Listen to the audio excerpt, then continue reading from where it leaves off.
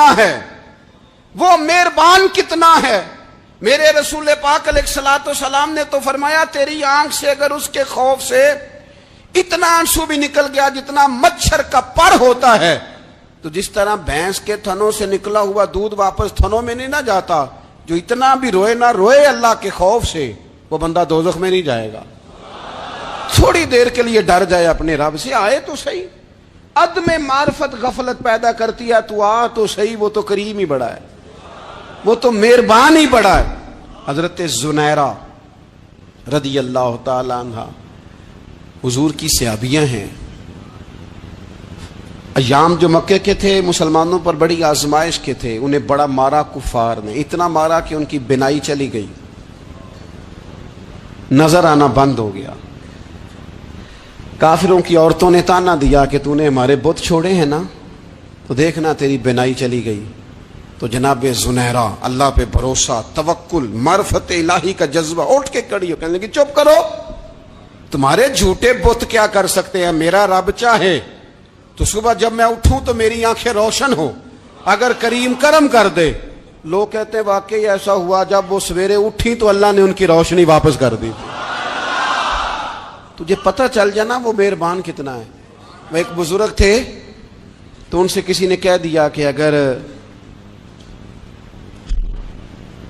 آپ کا حساب آپ کے ماں باپ کے ذمہ ہو جائے تو پھر کیسا، پوچھنے کے لیے قیامت میں اگر ماں باپ حساب لیں تو پھر کیسا۔ تو بڑے سیانے لوگ تھے جو دل والے تھے، کہنے لگے نہیں، رب کریم ہی ٹھیک ہے، اس لیے کہ وہ ماں باپ سے کہیں بڑھ کر پیار کرنے والا ہے۔ اگر یہ معرفت مل جائے وہ کریم کتنا ہے۔ اور جب بندہ پوری طرح اس کی بارگاہ میں آ کے تڑپ جاتا ہے نا، مولا میں جاؤں کدھر، تیرا دروازہ چھوڑ کے جاؤں کدھر۔ اقبال کہتے ہیں وہ ایک سجدہ جسے تو گراں سمجھتا ہے، 1000 سجدوں سے دیتا ہے آدمی کو نجات۔ تجھے جگہ جگہ جھکنا نہیں پڑے گا اگر تو صحیح معنوں میں اپنے رب کی بارگاہ میں جھک جائے۔ تو میرے عزیز کوشش کریں کہ اس کی معرفت، اس کا کرم، اس کی عطا اور اللہ تبارک و تعالیٰ کے حاضر و ناظر ہونے پر عین الیقین، حق الیقین حاصل کریں۔ اور پھر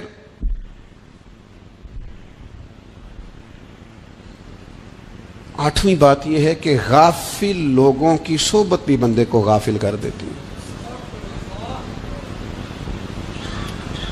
غافلوں کی صحبت میں نہ بیٹھیں، ان کی صحبت میں بیٹھیں جن کے پاس بیٹھنے سے دل میں رب رسول کی محبت پیدا ہوتی ہے۔ غافلوں سے بچیں۔ چنگیاں دے لڑ لگی ساں تے چولی چ پھل پئے، تے جدوں میں پیڑیاں دے سنگ رل گئی تے میرے اگلے بھی ڈول گئے۔ برے آدمی کی صحبت بندے کو غافل کر دے۔ غافلوں کی صحبت میں کبھی نہ بیٹھے، کبھی نہیں۔ غافل آدمی آپ کو غافل کر دے گا۔ میرے نبی پاک علیہ الصلوۃ والسلام نے فرمایا انسان اپنے دوست کے مذہب پر ہوتا ہے۔ یہ بہت بڑے لفظ ہیں۔ فرمایا المرء علی دین خلیلہ، انسان اپنے دوست کے مذہب پر ہوتا ہے۔ تو دیکھ تو نے دوست کس کو بنایا ہے، جو تیرے دوست کا مذہب ہوگا وہی تیرا ہو جائے گا۔ ہم نے دوست بنایا نا غوث پاک جیلانی کو، ہم نے یاری لگائی ہے نا داتا علی اجمیری سے، ہماری نسبت ہے نا معین الدین اجمیری سے، ہمارا تعلق ہے نا بہاؤالدین زکریا ملتانی سے، ہمارا رشتہ ہے نا حضرت مجدد الفسانی سے، ہم ماننے والے ہیں نا اعلیٰ حضرت بریلوی کے، ہمارا تعلق ہے کبھی جماعت علی سے کبھی مہر علی سے، ہمارا ان سے تعلق ہے تو صبح شام ہماری زبان پہ رہتا ہے بالغ العلا بکمالہ کشفت دجا بجمالہ حسنت جمیع خصالہ صلوا علیہ وآلہ۔ ان سے تعلق جڑا ہے نا تو کئی دفعہ تنہائیاں تڑپا دیتی ہیں اور تڑپ کے کہتے ہیں اج سکھ متران دی ودیری، اج سکھ متران دی، سکھ کہتے ہیں اڈیق کو، متر کہتے ہیں محبوب کو، اج سکھ متران دی ودھیری ہے، اے کیوں دلڑی اداس گھنیری ہے، لوں لوں وچ شوق چنگیری ہے، اج نینا لائیاں کیوں جھڑیاں، سبحان اللہ سبحان اللہ سبحان اللہ. پہلے کہتے ہیں سکھ متراں دی ودھیری ہے یعنی اداس ہوں, پھر حضور کے جلووں پہ نظر کرتے ہیں, کہتے ہیں سبحان اللہ سبحان اللہ, ما اجمل کا ما احسن کا ما اکمل کا, اور پھر فوراً کہنے لگے او کتھے مہر علی, او کتھے مہر علی, کتھے مہر علی, کتھے تیری سنا. اب دیکھو مشتاق اکھیں کتھے جاڑیاں, بلغ العلا بے کمال کشفت دجا بے. اور میرے اعلیٰ حضرت کہنے لگے سرور کہوں کہ مالک و مولا کہوں, باغ خلیل کا گلے زیبا کہوں تجھے, تیرے تو وصف عیب تناہی سے ہیں بری, حیران ہوں میرے شاہ میں کیا کیا کہوں تجھے. غافل آدمی کی علامت ہے برے لوگوں کی صحبت میں. خبردار ان کے پاس نہ بیٹھنا جن کے پاس بیٹھنے سے تمہارے دلوں میں اولیاء اللہ اللہ کے بندوں کی عداوت پیدا ہو. خبردار خبردار ان کے پاس نہ بیٹھنا جن کے پاس بیٹھنے سے تمہارے دلوں میں حضور کی اولاد پاک کے بارے میں شک پیدا ہو. خبردار اس شخص کے پاس نہ بیٹھنا جو امام حسین ابن علی کے بارے میں کوئی کمزور بات کرتا ہو, بچنا. خبردار اس سے بچنا جو حضور کے صحابہ کے بارے میں بات کرے, بچنا بچنا اس سے. جو سیدنا ابو بکر صدیق کے بارے میں کوئی, دیکھو کیا مقدر ہے صدیق و فاروق کے, جن کے گھر ہی رحمتوں کے خزینے میں. بھلا کیا کہا نبی پاک, حضور نے فرمایا میرے اوپر جس نے نیکی کی تھی بدلہ دے دیا ہے. یہ جو میرے ابو بکر صدیق ہے نا,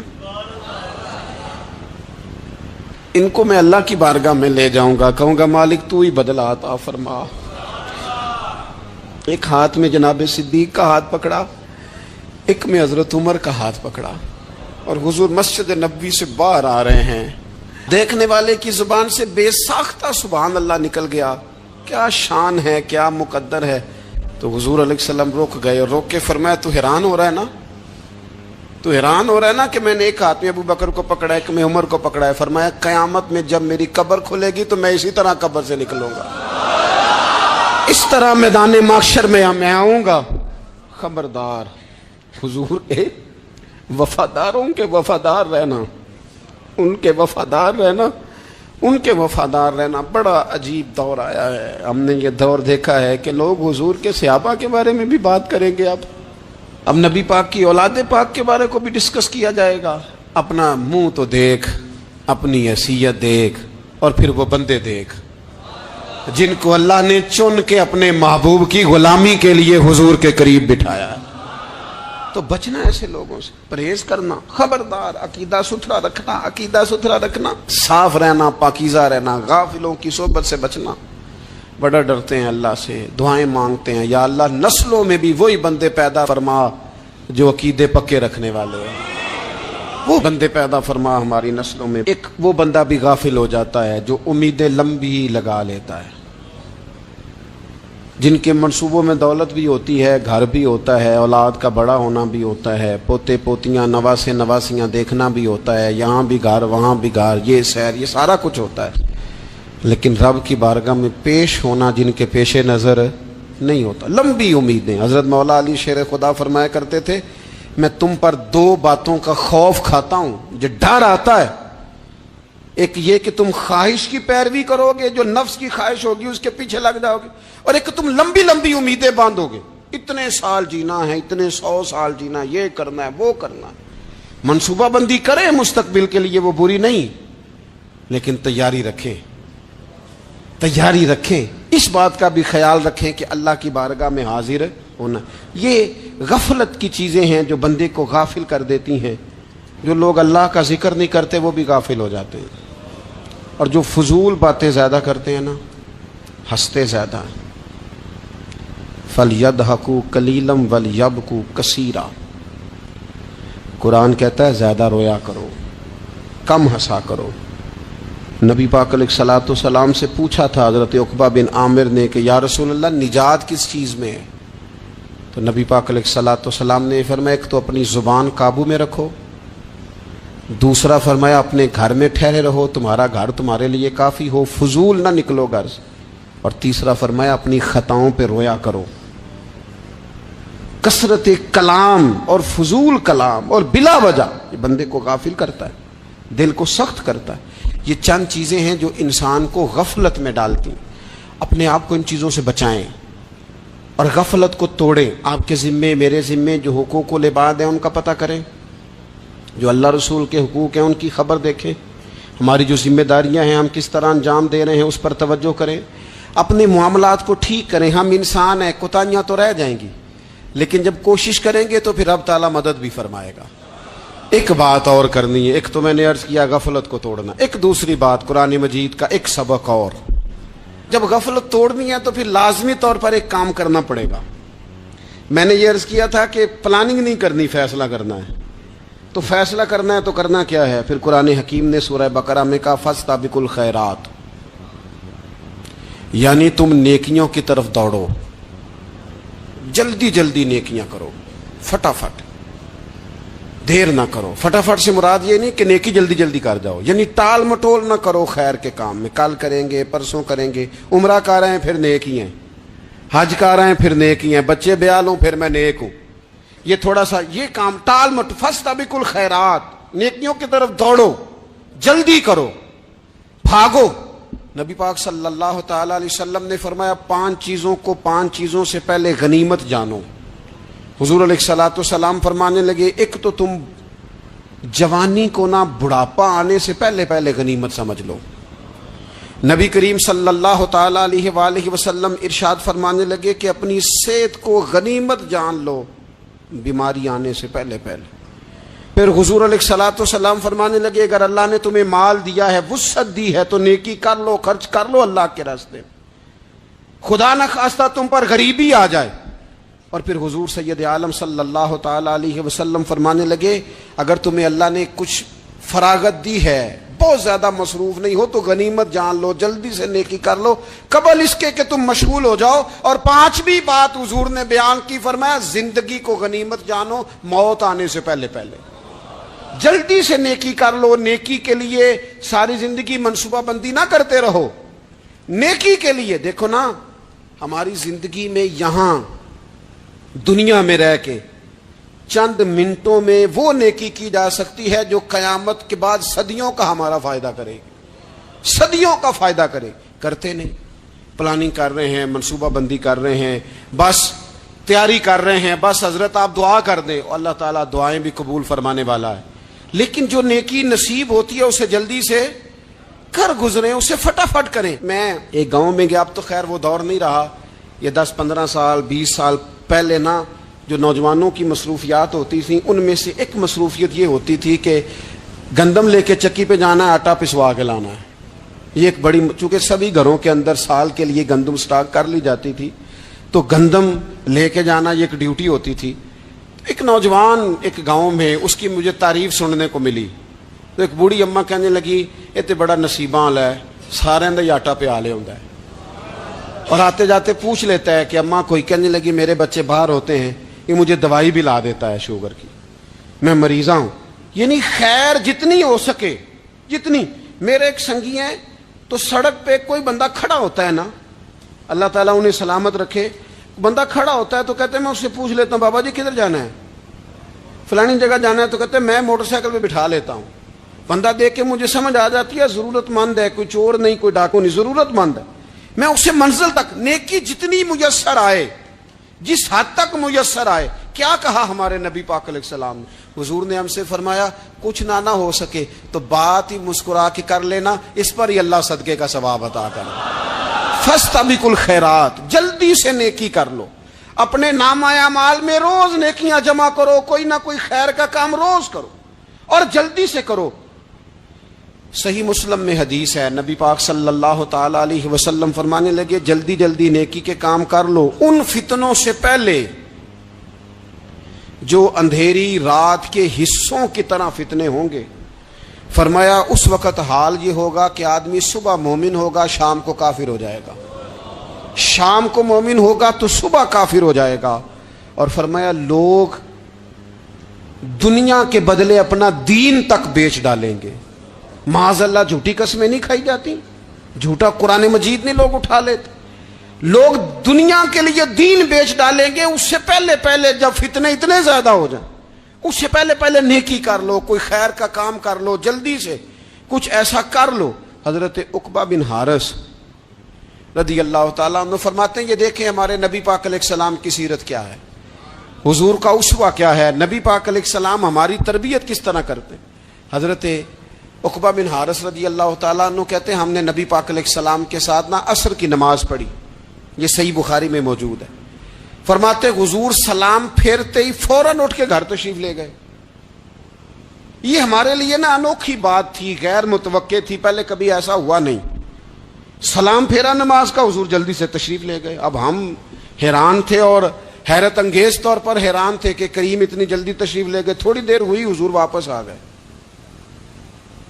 تو محبوب پاک علیہ السلام فرمانے لگے گھر میں ایک چھوٹی سی ڈلی، ایک چھوٹا سا ٹکڑا سونے کا پڑا تھا، مال آیا تھا سارا صدقہ کر دیا، وہ تھوڑا سا پڑا تھا، اچانک مجھے یاد آیا وہ تو پڑا رہ گیا۔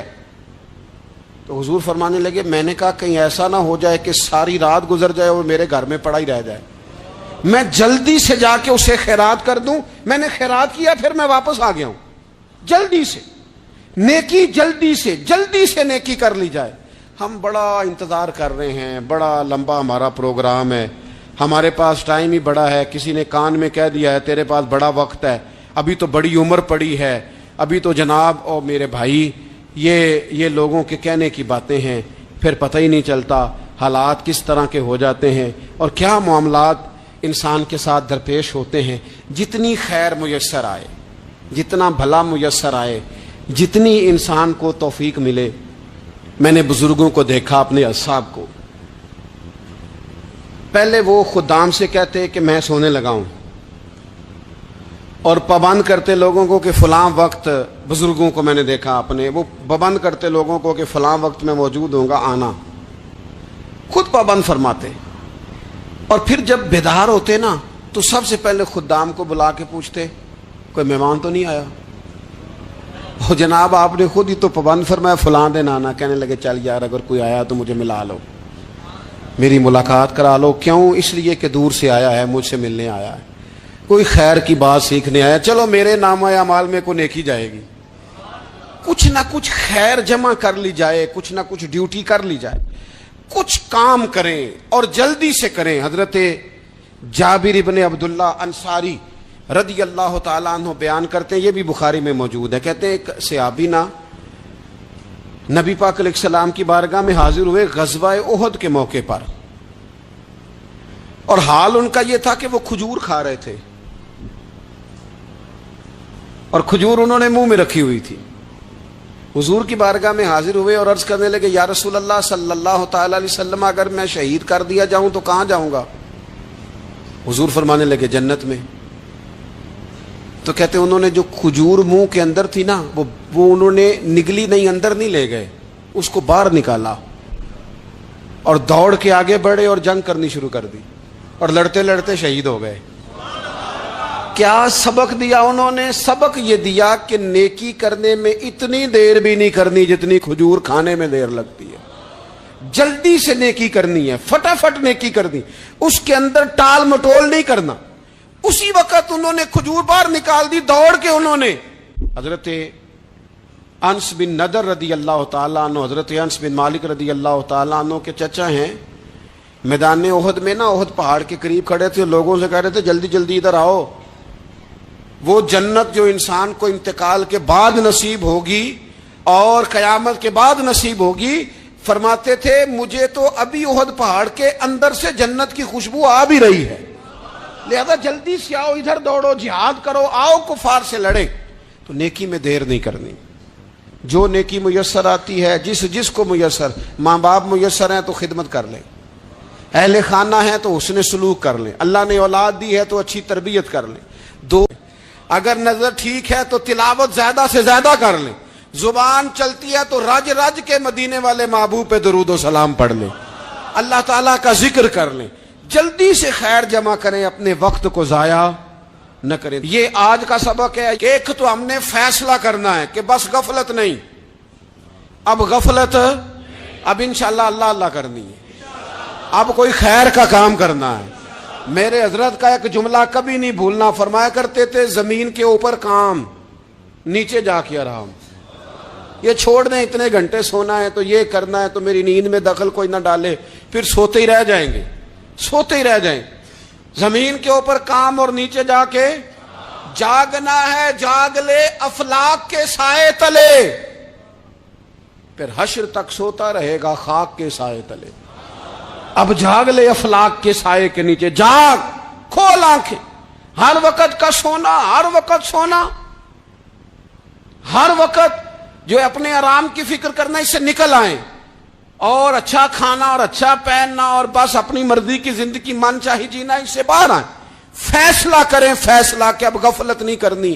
اگر اللہ نے کوئی صلاحیت دی ہے تو اسے دین کے کام پہ لگانا ہے، کوئی ڈیوٹی کرنی ہے، کوئی خدمت کرنی ہے۔ دیکھو خدمتیں ہو رہی ہیں، صدیق اکبر مال دے رہے ہیں، عثمان غنی مال دے رہے ہیں، مولا علی نے تلوار پکڑی ہے، میدان میں جا رہے ہیں، فاروق اعظم گلی گلی نگر نگر رسول اللہ کے دین کی پہرے داری کر رہے ہیں، حضرت جناب سیدنا سلمان فارسی ابو ذر غفاری حضور کی مسجد میں جھاڑو دے رہے ہیں، اور بلال حبشی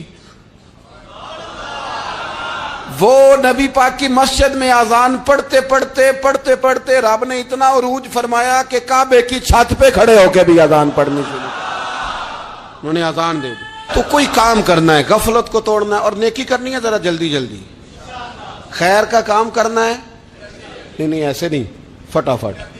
کیسے جی؟ فٹافٹ۔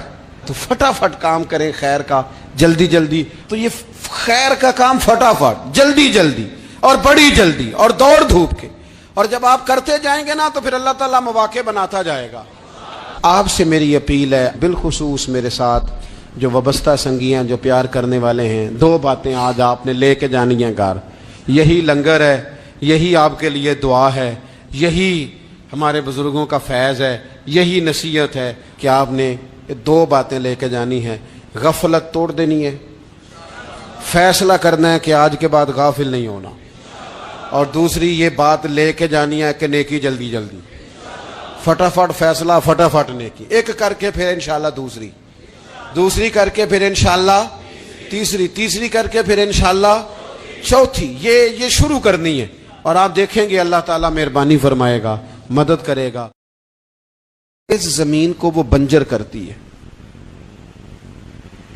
غفلت انسانی دل کے لیے بڑی نقصان دہ چیز ہے، اور انتہائی تکلیف اور ضرر کا باعث ہے۔ دلوں پر جو قحط نازل ہوتا ہے، قحط، ویران ہو جاتے ہیں دل، اور جو دلوں پر خشکی نازل ہوتی ہے کہ طبیعتیں خشک ہو جاتی ہیں، یہ غفلت کی وجہ سے ہوتی ہیں۔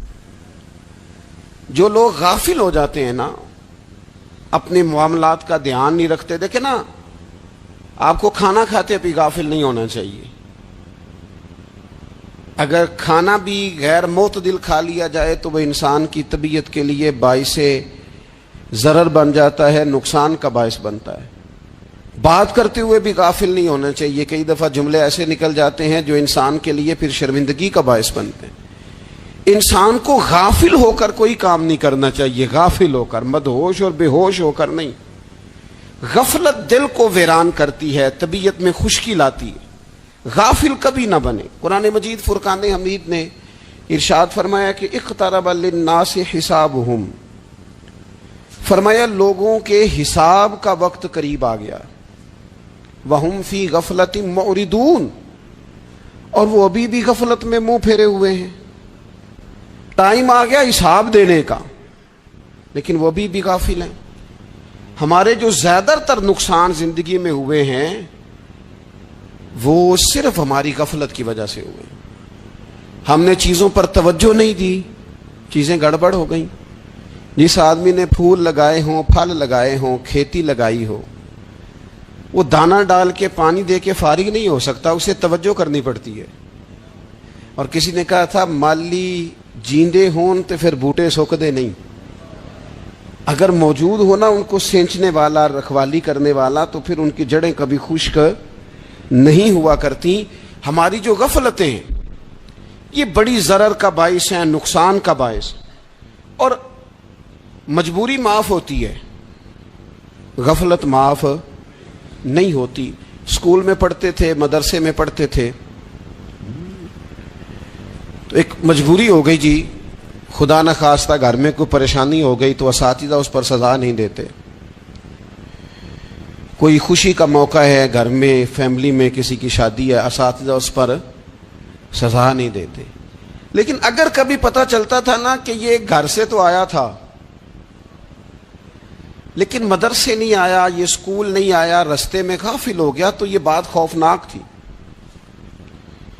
یہ قابل سزا جرم تھا کہ تو غافل ہو گیا اپنی پڑھائی سے، تو گھر سے آیا اور یہاں نہیں آیا. غفلت قابل سزا ہوتی ہے، مجبوری کی معافی ہوتی ہے. ہمارا آج کل جو مسئلہ ہے وہ غفلت کا ہے. ڈھیر سارے لوگ ہیں، سمجھدار بھی ہیں، سیانے بھی ہیں، معاملہ فہم بھی ہیں، باشعور بھی ہیں، تعلیم کی ڈگریاں بھی رکھتے ہیں، لیکن اگر ان کی زندگیوں کی تکلیفوں کو دیکھا جائے اور بے آباد روح کو دیکھا جائے اور سجدوں سے ان کی دوری کو دیکھا جائے تو ایک ہی بات سمجھ میں آتی ہے کہ پتہ سارا ہے لیکن لے ڈوبی ہے غفلت. توجہ نہیں کی. لائق بچہ بھی نالائق ترین زندگی گزارتا ہے، اس لیے کہ اس کے لائق ہونے کے ساتھ ساتھ اس کا توجہ کرنا بھی تو ضروری ہے نا. نرے لائق کا کیا فائدہ اگر وہ محنتی نہیں، اگر وہ توجہ ہی نہیں کرتا، اپنا سبق دھیان سے سنتا پڑھتا ہی نہیں، تو بھی جتنا مرضی لائق ہو پیچھے رہ جائے گا. اور کئی نالائق ہوتے ہیں، رٹا لگا کے پاس ہوتے ہیں، پر چلو رٹا تو لگاتے ہیں نا، محنت تو کرتے ہیں نا، جدوجہد تو کرتے ہیں. کئی نالائق جدوجہد کے باعث آگے گزر جاتے ہیں اور کوئی اسی چکر میں رہ جاتے ہیں، میں بڑا لائق ہوں، کل پڑھ لوں گا، پرسوں پڑھ لوں گا، ہفتہ تیاری کر کے پاس ہو جاؤں گا. اپنی زندگی سے غفلت کا پردہ اٹھائیں. اور غفلت اس کے لیے فیصلہ کرنے کی ضرورت ہوتی ہے، پلاننگ کرنے کی نہیں، فیصلہ کرنے کی ضرورت ہوتی ہے کہ میں نے اب غفلت کرنی. ہم نہ جب بھی کوئی پروگرام بناتے ہیں تو منصوبہ بندی شروع کر دیں. منصوبہ بندی نہ کریں، فیصلہ کریں، کہیں کہ میں نے غافل نہیں ہونا. غفلت غرق دنیا کا نام ہے. اپنے آپ کو غفلت سے بچائیں. آپ دیکھیں حضرت کعب بن مالک رضی اللہ تعالیٰ عنہ فرماتے ہیں، بخاری میں موجود ہے، فرماتے ہیں کہ جنگ میں پیچھے رہ گیا تھا، میرا خیال تھا کل چلا جاؤں گا، گھوڑے اور سواریاں میرے پاس تیز ہیں، مضبوط ہیں، پرسوں چلا جاؤں گا، تیزی سے بھاگ کے میں پہنچ جاؤں گا، میں قافلے کے ساتھ شامل ہو جاؤں گا. لیکن بس تھوڑی سستی ہو گئی، ذرا غفلت ہو گئی. آپ فرماتے ہیں جب سب لوگ چلے گئے حضور علیہ السلام کے ساتھ جہاد میں اور میں پیچھے رہ گیا، تو پھر جب چند دن گزر گئے اور محبوب کے واپس آنے کا ٹائم ہو گیا تو اب میں غور کرتا سمجھتا تو مجھے مدینے میں یہاں بزدل لوگ نظر آتے. اور کون نظر آتے؟ جو منافق تھے. وہ منافق بزدل دکھائی دیتے یا مجھے عورتیں اور بچے دکھائی دیتے. میں پریشان ہوا. حضور واپس آ گئے. جنہوں نے بہانے کیے تھے نا منافقین نے، یہ مجبوری تھی اس لیے نہیں جہاد پہ گئے، یہ جنہوں نے بہانے کیے تھے انہیں مل گئی معافی. اور میں نے سچ بولا، میں نے کہا یا رسول اللہ میں غافل ہو گیا تھا. اب کہتے ہیں میں نے جب کہا نا حضور سستی ہو گئی تھی، ذرا غفلت ہو گئی، تو بندہ محبوب سے ہی غافل ہو جائے، بندہ وہیں سے غافل ہو جائے. جو دم غافل سو دم کافر، سانو مرشد اے ہو پڑھایا. جب کہا نا حضور وہ غلطی ہو گئی، کوئی مجبوری نہیں تھی، تو فرماتے ہیں باقیوں کو معافی مل گئی، میرے ساتھ حضور ناراض ہو گئے. ایک دن نہیں، 2 دن نہیں، 50 دن حضور ناراض رہے. مدینے کی گلیوں نے مجھے پہچاننا چھوڑ دیا. در و دیوار سے مجھے یوں لگتا تھا کہ میں پردیسی ہوں. فرماتے ہیں میں مسجد میں آتا تھا، میں جب محبوب کو دیکھتا تو حضور رخ انور پھیر لیتے، اور مجھے پتا تھا جب میرا چہرہ ادھر ادھر ہوتا تو پھر کریم رحمت کی نظر فرماتے.